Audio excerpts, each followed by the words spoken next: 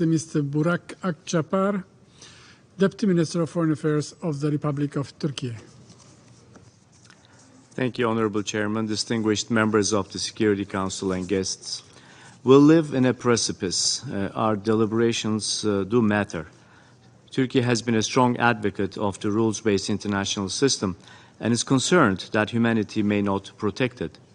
The United Nations is at the core of the efforts to uphold, restore, and bolster international peace and security, as well as sustainable development. The UN and this very Council matter. This august body has been created to prevent the scourge of war, and its primary purpose should continue to be our guiding light in rendering the UN more fit for purpose. The veto power was granted to the permanent members of this esteemed Council to avert conflicts, protect victims, and facilitate the maintenance of peace.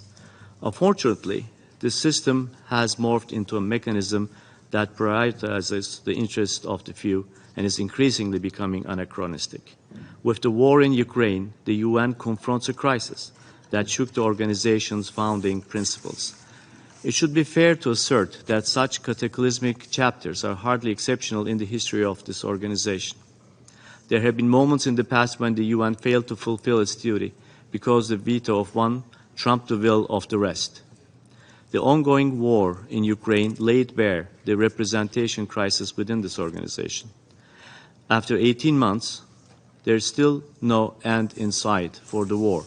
The protracted and attritional nature of the conflict continues to exact a heavy toll on Ukraine and its people, as well as the region and indeed increasingly the world. The conflict's regional and global fallout is becoming worse. Challenges we have been facing in food, energy, and supply line security are deepening. As we head into the second year of the war, Turkey remains firmly committed to Ukraine's territorial integrity, sovereignty, and independence. In the meantime, our pursuit of a negotiated end to the conflict goes on. Since the start of the war, Turkey has assumed efforts to facilitate diplomatic talks. After negotiations collapsed in March of last year, we shifted our efforts to addressing the practical challenges of the war, such as prisoner exchanges, food security, and nuclear security.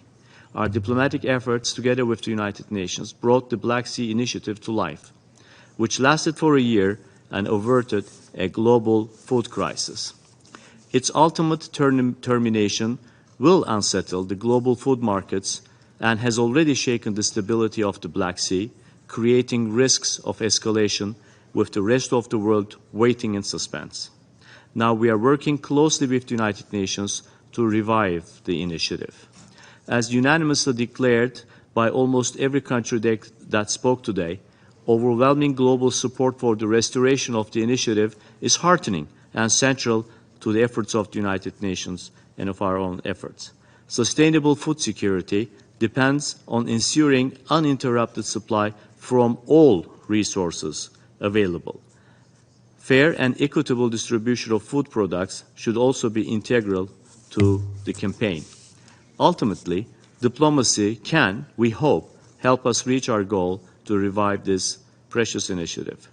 Ukraine deserves a just peace that will secure its sovereignty, independence, and territorial integrity within its internationally recognized borders. We remain convinced that this can be achieved through negotiations, and the diplomatic track is worth every effort. The broader issues concerning European security and preventing future crises and conflicts can only be settled purposefully through diplomacy. And diplomacy cannot thrive while the cycle of conflict endures. With this understanding, we have supported attempts at facilitating peace, including the Chinese and African initiatives.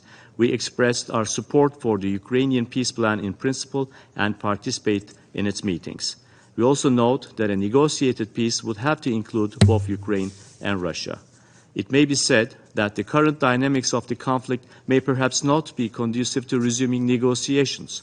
However, we must be ready when that inevitable moment emerges. Fortune favors the prepared.